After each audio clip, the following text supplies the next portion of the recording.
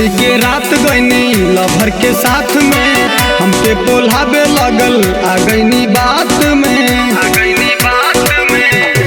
हाँ, होली के रात गईनी लभर के साथ में, हमके पोल्हावे लगल आ गईनी बात में।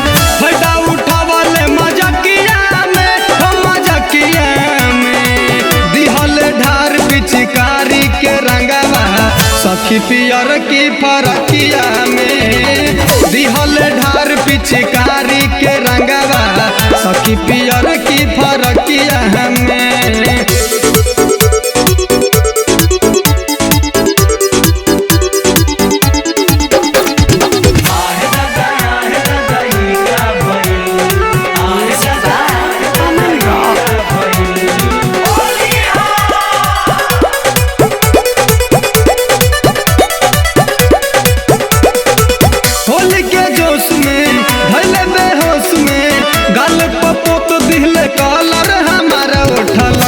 चावा के हो यार अपन क्रिया खिया के हो,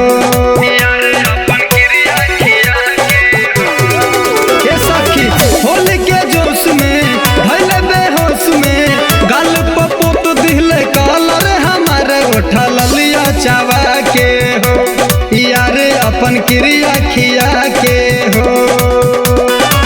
जनती ता जैती ना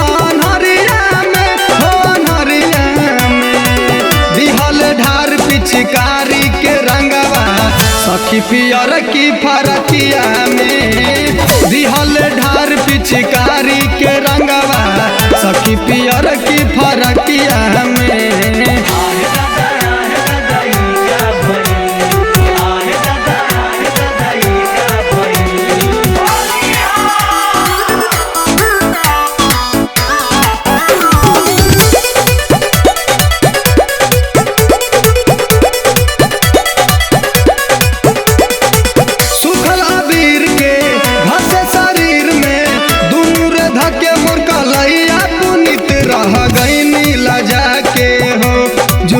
कैले चिंटू बोला के हो, ये सखी सुखला बीर के घस शरीर में दुनू रे धके मोर कलैया पुनित रह गईले लजा के हो। जुलुम कैले चिंटू बोला के हो, भैले बालत अकबरिया में, अकबरिया में दिहल ढार पिचकारी के रंगवा सखी पियर की फरकिया में। दिहल ढार पिचकारी के रंगवा सखी पियर की फरकिया